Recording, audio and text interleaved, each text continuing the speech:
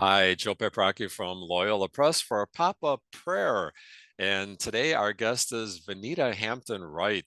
She is a spiritual director, a retreat leader, an author of a number of books, and she has been editing books for over 32 years. And I've been privileged to have her edit a number of my books. And so, Vinita, how are you? It's great to have you with us today. Oh, I'm doing well. It's great to be asked. I love this little project you have going on. This is great. Well, thanks for joining in. I know you have a lot of thoughts about prayer, but you've chosen one today. And the question I'd like to get you rolling on is the place of emotions and feelings in our prayer. Is there a place for our feelings in prayer? Oh, absolutely. I think a lot of us, well, many of us have tended to be a little afraid of, especially certain emotions. We grow up often thinking that, well, this emotion is bad and this emotion is good. I shouldn't ever feel this way. And we forget that emotions are functions. We are given the gift of emotions to deal with all the different situations and challenges and joys that we have in life. And so they're a God-given gift, and they're actually clues to what's really going on inside us. So when we cut our emotions off from prayer, we're losing a really valuable resource for self-understanding, and then that can become self-expression, to God in our prayer. I like that notion of our feelings as clues. So, incorporating our feelings into our prayer, what's going to be required of us to do that? Well, number one is honesty. I have to face what I'm feeling when I'm in prayer right now. I did it just this morning. I realized, Lord, I'm feeling anxious. So I was able to, bring that to my prayer.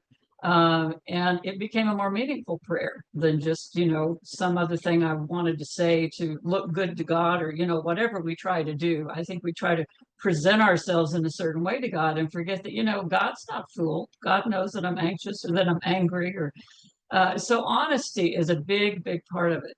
And honesty in prayer just is transformative. And the other side of that is that we have to really believe that God accepts us as we are.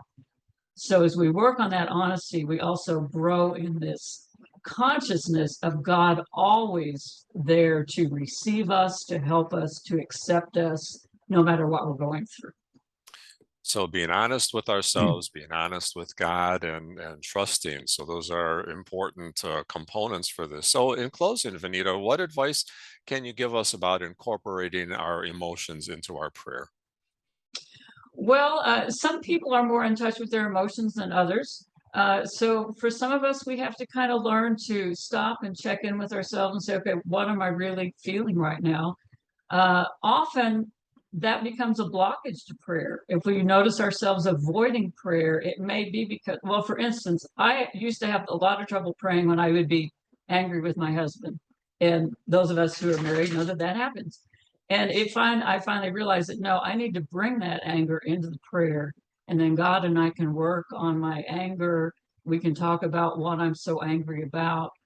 So really just being present to what you're actually going through in this moment, and then making that the prayer, because that's going to be there whether you talk about it or not. And God really wants us to deal with life as it actually is, not the way we would like it to be or we'd like it to appear to be. Great advice. So thank you so much, Vanita, for encouraging us to be in touch with our emotions and to bring those emotions to God in prayer. So may God give us the grace that we need to do that. Thanks so much, Vanita. Oh, you're welcome. But I always enjoy talking about prayer and anything to help people feel more alive and more free to pray. I'm all for that. And you do that so well. Thank you so much. And thanks to all of you for joining us. I'm Joe Pepraki for Pop Up Prayer. Until next time, God bless.